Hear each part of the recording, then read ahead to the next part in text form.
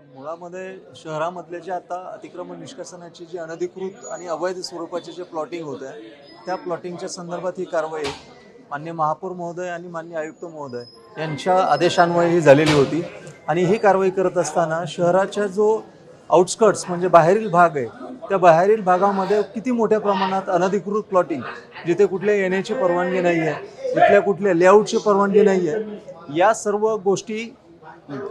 सर्व गोष्टींची आम्ही खातरजमा केली. या सर्व गोष्टींमध्ये आम्हाला हे स्पष्टपणे लक्षात आलं की महसूल विभाग असेल किंवा महानगरपालिका असेल यांच्याकडून कुठल्याही विहित मार्गाने त्याची कुठलीही परवानगी न घेता फार मोठ्या प्रमाणामध्ये लेआउट्स त्या ठिकाणी टाकलेले होते.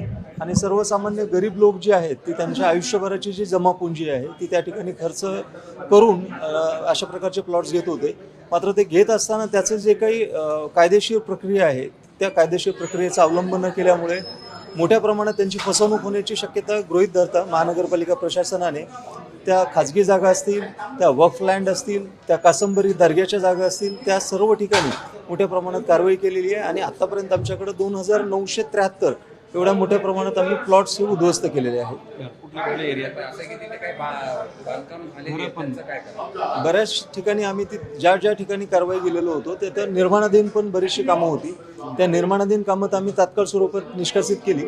आणि ज्या लोकांना तिथे महानगरपालिकेची परवानगी न घेता ज्यांनी बांधकाम केलेली होती त्या सर्व लोकांना मी एकच सांगितलेलं आहे की जर ती गुंठेवारीमध्ये नियमोचित होऊ शकतील, नियमाधीन होऊ शकतील तर निश्चितपणे त्यांनी ते महानगरपालिकेकडे सादर करावीत. अन्यथा तिथेही आम्हाला त्या निष्कासन करण्यावाचून कुठल्या गत्यंतर राहणार नाही. कुठल्या एरियामध्ये ही कारवाई झाली? ही प्रामुख्याने आम्ही जी सुरुवात केलेली होती ती सातारा देवळाई ह्या भागापासून सुरुवात केलेली होती. सातारा देवळाईच्या नंतर मिटमिटा आणि पडेगाव या 2 ठिकाणी आम्ही प्रामुख्याने कारवाई केली. आणि या 3ही ठिकाणी फार मोठ्या प्रमाणामध्ये आम्हाला अनधिकृत हे प्लॉट्स आढळून आलेले होते.